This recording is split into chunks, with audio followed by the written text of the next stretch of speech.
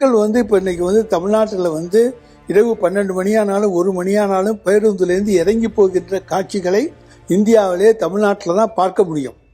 அதில் எந்த இடத்துலையும் எந்த விதமான வன்முறையும் நடந்ததாக ஒரு மதிப்பெண் கூட வாங்காமல் 0 வாங்கியிருக்கின்றவர்களுக்கு, அந்த 0% வாங்கியவர்களுக்கும் இடம் உண்டு என்று அறிவித்த ஒரே அரசு உலகத்தில் இருக்கிறது என்று சொன்னால் அது நம்முடைய ஒன்றிய அரசு தான்.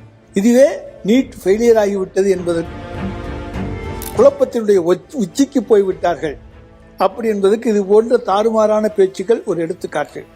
ஏனென்றால் மும்மொழி கொள்கை தேவையில்லை என்பது எங்களுடைய வாதம்.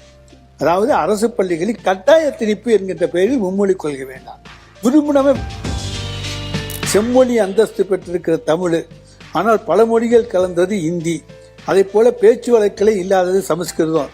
சமஸ்கிருதத்துக்கும் இந்திக்கும் நீங்கள் ஒதுக்குகிற தொகையிலே, அதாவது கிட்டத்தட்ட 50ல் 1 மடங்கு 40-40ல் 1 மடங்கு கூட நீங்கள் தமிழுக்கு ஒதுக்குவது கிடையாது என்பதுதான் எங்களுடைய வருத்தம்.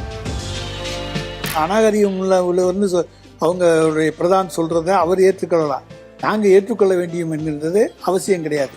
தமிழ் உணர்வாளர்கள், உண்மையான தமிழர்கள் இதை ஏற்றுக்கொள்ள மாட்டார்கள்.